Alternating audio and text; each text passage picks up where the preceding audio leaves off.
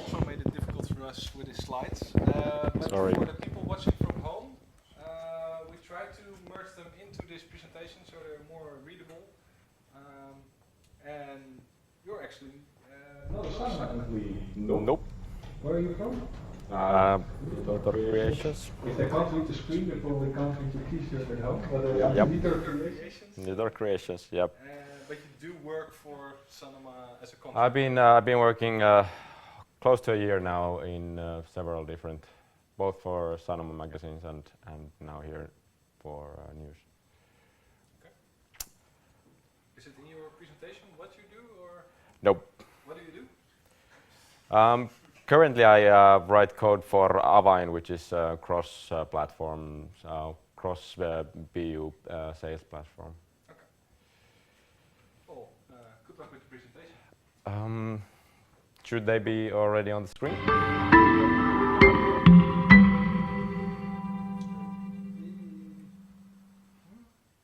This is in Finnish, so maybe you can read it. Yep.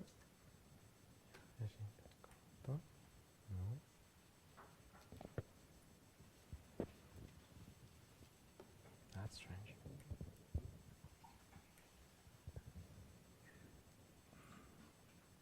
Sami, do you know how this works?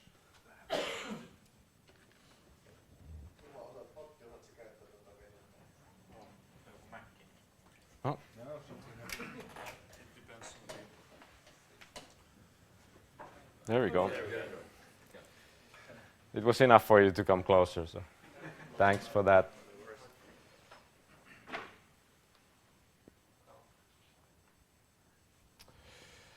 All right, I said I have a 50-minute presentation, and I was told to give it in 20, or we ended up in 30, and now I've spent half of it already, or something like that. So if I feel I'm rushing something, but that's probably because I am. My name is Janne Sinivirta. I work for Nitro Creations, as I said.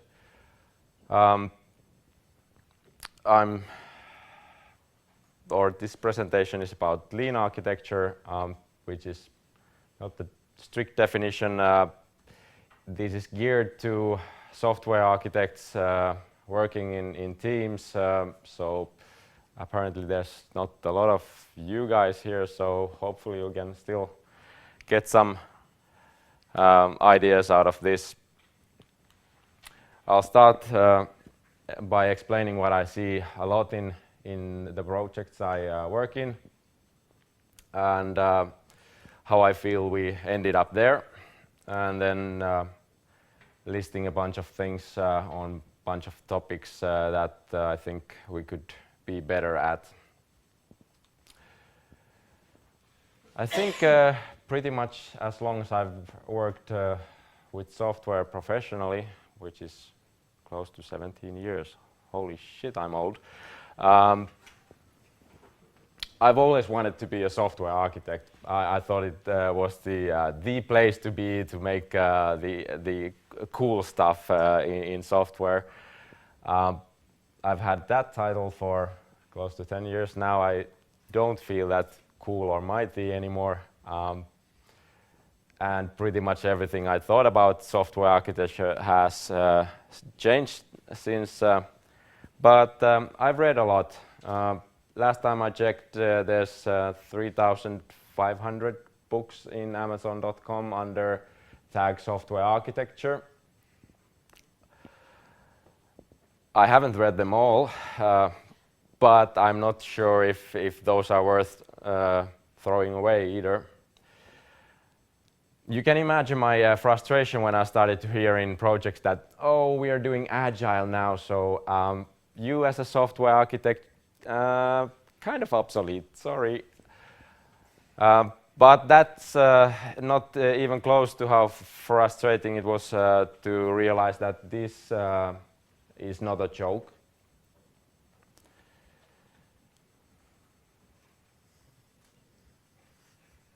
Or that it's a joke in that haha, well, it's funny because it's true kind of way. for all the good things that Agile brings to projects, it also kind of gives a justification to zero to none software architecture.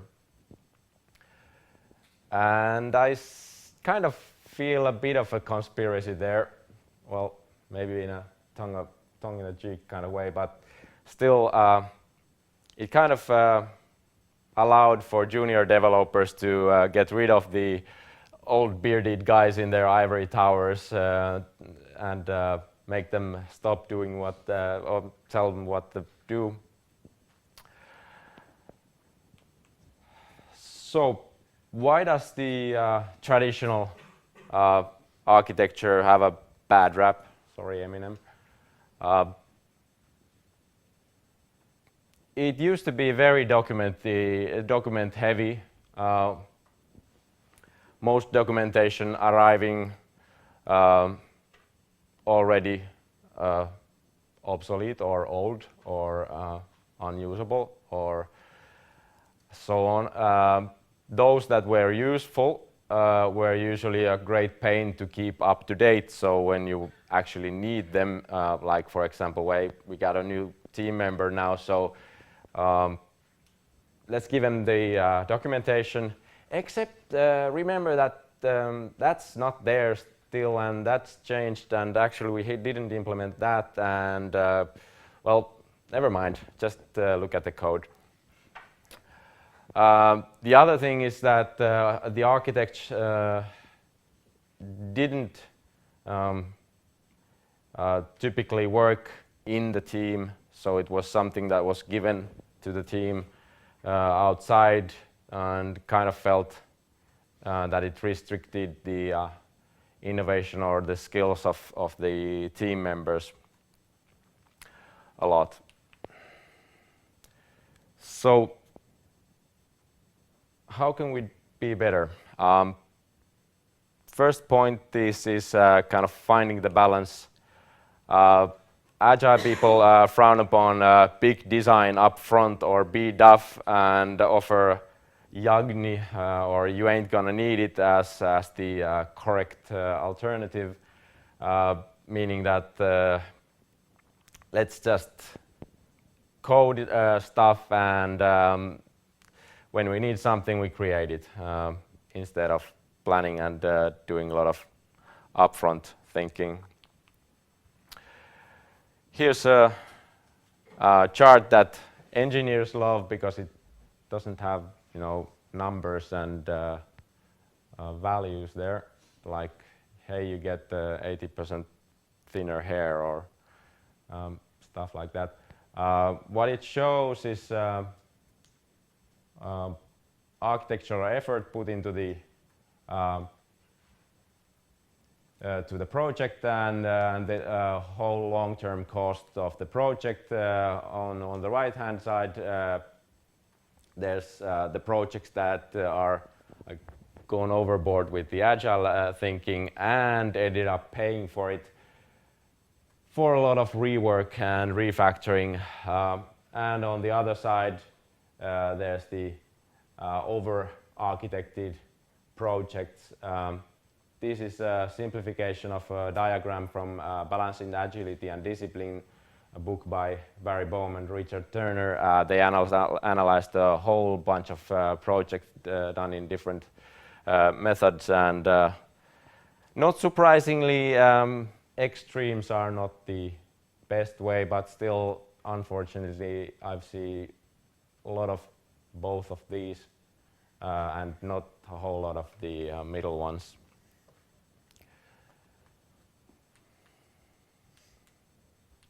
Hello. So Agile talks a lot about emergent design, which basically means that writing, especially with things like test-driven development, you create, as you go along, you create your what you need and then implement just that part, and from that it gradually emerges the design of the whole thing. And I agree that there's, although there has been a lot of worrying about this in the Twitter last few weeks, I won't go into that, but basically, for example, getting your core concepts wrong by not thinking it that well and just starting coding will easily end up with rewrites that are far from what TDD refers as refactoring, which is pretty much always local. And the idea of emergent architecture doesn't work because for the design to emerge freely, it needs a place to grow. So giving the constraints is the job of architecture, or as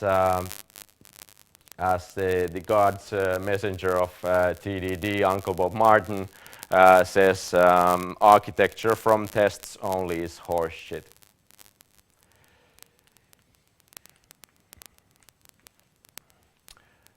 There's another concept in Agile which I think is a good one, and I think is misrepresented or abused a lot as an excuse. It's called last responsible moment. The idea is that if we don't have to make a decision now, let's postpone it until we have more information to make it. What this ends up typically being is just postponing things. And when the time arrives for you to make that decision, you don't really have any more information that you started out with, but you are in a more hurry and smaller budget and whatnot. So using it correctly means recognizing hard problems and using that time that you have between now and the last responsible moment to actually do prototyping, to actually do research on the alternatives, so you have real knowledge to make a better decision later.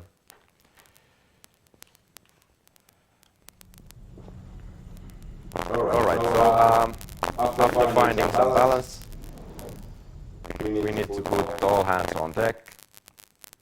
In hurry to wait is a thing I heard a lot in the army.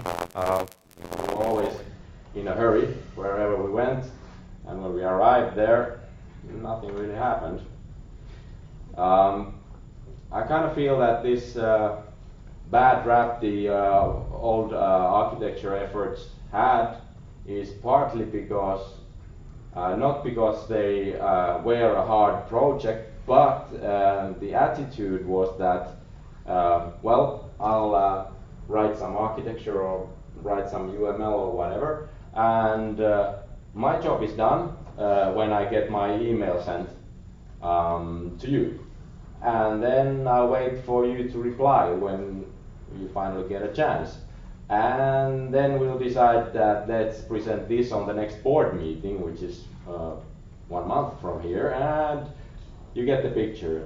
Most of the time wasn't spent on actually working on it, but instead waiting. So don't accept the situation where your work is done when you can push it to somebody else's desk. Get the right people available early on to discuss together the important decisions. Be available. I've seen too many projects where a company is willing to shell millions of dollars to a project, but can't invest a single person to be available for discussions. So a lot of ugly surprises arrive later.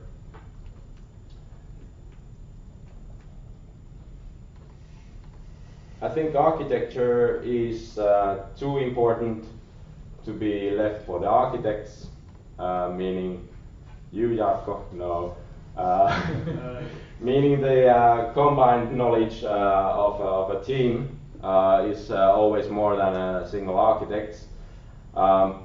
This again requires building a certain kind of culture where you appreciate things like pair programming and sharing knowledge and letting the juniors take responsibility and talk freely and question the ideas of the mighty architect of the team. So the basic idea is that architect is not not a role, not a position that you gain, but instead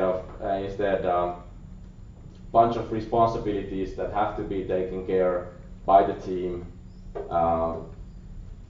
It doesn't really matter if it's you or you on the team. Kaizen is a lean term, meaning continuous improvement. In Agile, this is commonly, or the most common way is done through retrospectives. So if you're doing Scrum, for example, and you're not doing proper retrospectives, you're doing it wrong. Proper retrospectives also aren't the place to just complain and vent, but have to result in actual action points that lead to change. Same in a broader idea, the mapping of value streams. So basically how, for example, when a boss gets an idea, how long it takes for the boss to get actual feedback from actual users in production.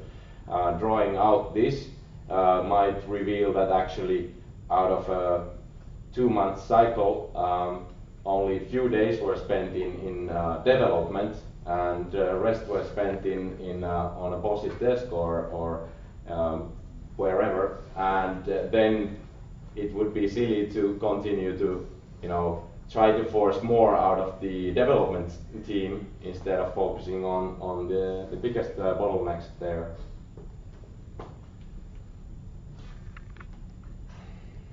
Third point, as I said, the continuous improvement and the idea that architecture nowadays is, I think, more and more about soft skills, getting the right people together to talk rather than how strong is your UML Kung Fu.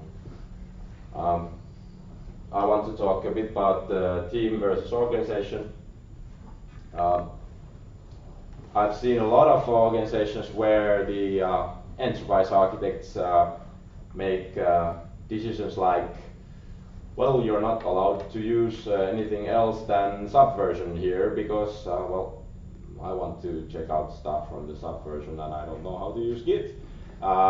It might seem like a harmonizing decision if you look from very high above, but rather they should come and talk with the teams and see how much pain and suffering it is to use Git SVN.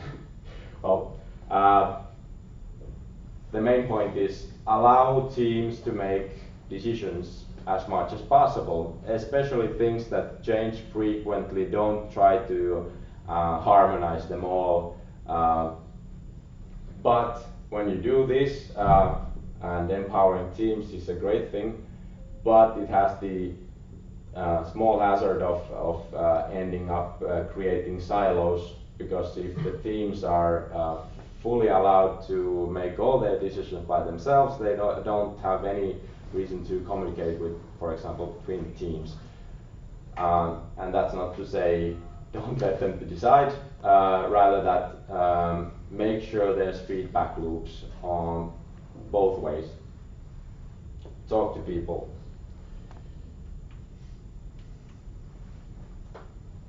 Conway's law is summed up here. It's an old one, I think, from 50s, 60s, something like that. That states that your system's architecture will end up looking like the organization it was created in. So taking this the other way around, you can't, or architecture design can't be a technical effort only in a sense that if you are given, for example, two teams, especially if they are not, one is in India and one is in Helsinki, for example, and not taking that into account when you're designing the architecture, it will still gradually change to accommodate the both teams. For example, the overhead of giving them a common code base and then making them, you know, when every time they make a small change, they need to make sure that it's okay with the other team. So rather, you know, take it into account already when you're starting out. Also, this is a way to hack the whole organization's structure. If you want, you know, 5 teams, create a big system with 5 layers. Woohoo.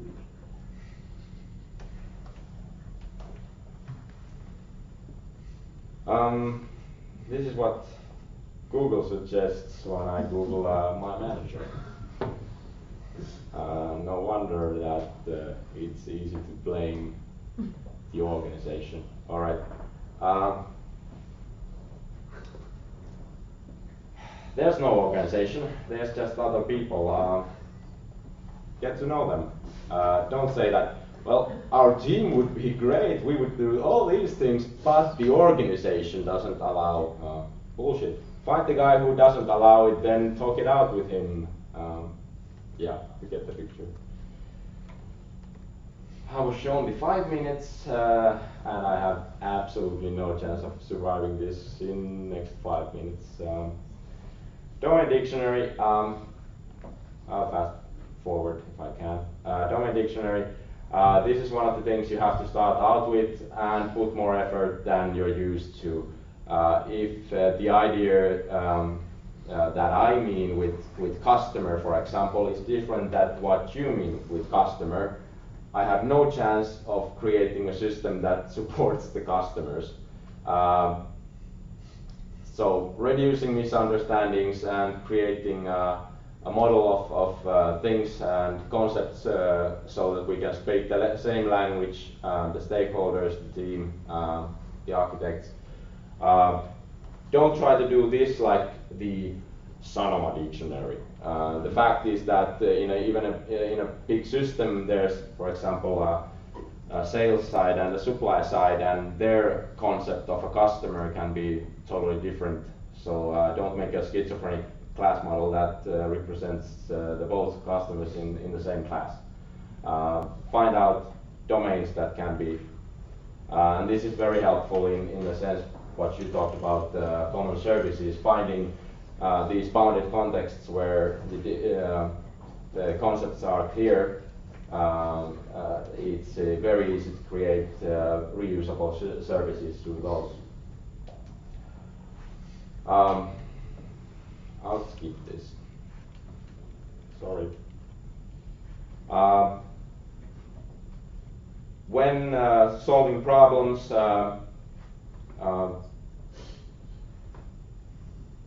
prefer languages that already support something over libraries and over design patterns. All architects love design patterns, but basically what design patterns say is that in this language, this problem is hard.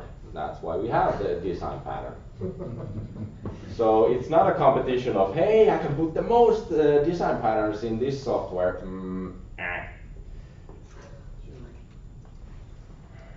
Genji Genbutsu, go and see for yourself. If you're an architect working on a system and haven't talked to your end users, you should be ashamed. And typically for especially for our consultants, the customer isn't typically the end user. Don't make that mistake. The customer doesn't typically know what the hell their end users want.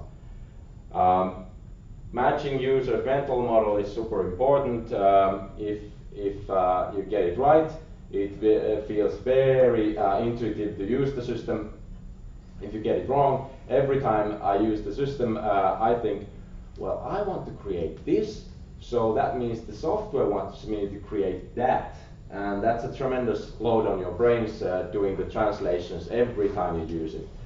Also, I've seen horrible examples of creating very nice wizard for a thing that has use once in a year, and then changing a function that used to require just one button press and is done hundreds of times a day to something that requires 2 button presses. I'm sure the end users will love it. Future-proofing architectures works in a way that when you have created what you believe to be a sustainable living area for your code, you go see your boss or the marketing guy or whatever, give him a bunch of booze or cocaine or whatever, and tell him, what do you want in your wildest dreams to see this system doing in like 5 years? And if all those ideas that he comes up with would require big changes to your architecture, you are probably better off rethinking your design now. Documentation. Yay, everybody loves documentation. If there's one thing I want you guys to take out of this, is every time you create a new document, first ask, who's the reader? If there's no reader, don't write the documentation. And if you know who's the reader, write it for him. So don't take a template that, well, the 4th chapter says security, so I'll write something about security. Don't write something about the security if you don't believe that the target audience benefits from that. Code as forward-thinking documentation. If you can use code instead of creating yet another document, please do that. Document relationships that are not visible from code. Must have documents, so I'll break my rule right away. This is not your must-have documents. This is a bunch of documents that I typically would have loved to see in projects where I arrive in the middle of a project, or I create when I start working on a project. Super simple external integrations diagram, basically your system and what does it talk to. It gives you a sense of bearing in a bigger organization. Breaking that down, here's the same box, your system.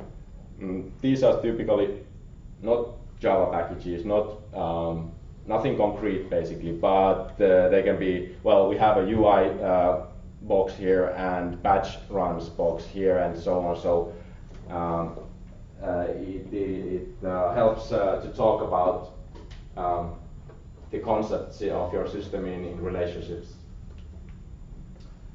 I wrote a small software that you can use for Java. Just give it a jar and a package name like com, Salma, my project, my domain model, and it will go through with reflection the code and create on the fly model that you can use to talk about the code, so you don't have to create more UMLs that will be outdated in 2 days. So, must-have documents, internal component diagram, external domain model as code, domain dictionary, which we've already talked about, and decision log, which basically is super simple. Start with the wiki page or whatever, put a line, we decided not to do this, or we decided to use an old version of this library. So next week, when you have forgotten that already, and are wondering why the hell we are having an old version of this. And then you spend a day because everything just broke. I don't know why. And yeah, that happens in every project, even in a short time, but especially in longer time. Yeah, make a decision log. Don't make people reinvent the wheel again and again. So, as a summary, design enough, early enough. Don't be afraid of agile purists laughing at you. Domain model should predict variance, so if you can find the parts of your model, like the data side, which typically doesn't change a lot, and the algorithm side, which is what the system does. If you can separate these, you're better off creating easily growing systems. See for yourself. Apparently, for example, Toyota production system, or Toyota has a rule that you can't go there to design cars if you haven't driven a supercar 250 kilometers an hour in a Deutsche Bahn, because you don't know what you're talking about.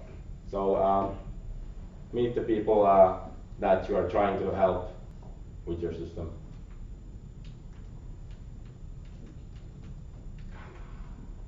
Document things that are not visible from code. Yep, that's it. Thank you.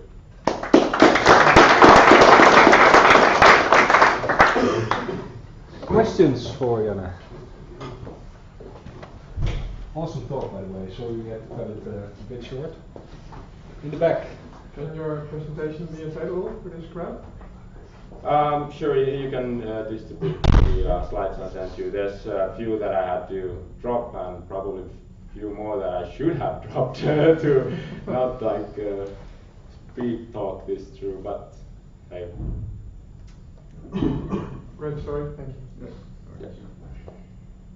Well, All right. Yep. about documentation must have. What about the thing when you run it in production, you give it to somebody else to run it? Do you need it for it? Yeah, that's a good question. Do they read these technical documents and that's enough? Or? That's I think depends a lot on the project. So few lines in the wiki can provide enough for some projects, and where possible, I would rather see Puppet used or something that is code and reproducible rather than yet another Word document describing deployment environments. Or Yeah.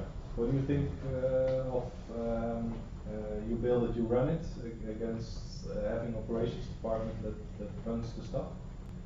Making the teams responsible for the stuff they produce. Yeah, I'm all for the DevOps thinking, and I think like the first steps are just getting the guys to actually meet and talk about problems, because like I said, bouncing angry tickets and emails is usually not very efficient, and when you have the time to actually talk with each other, it's usually like 5 minutes and oh, that's why it's difficult for you, or something like that.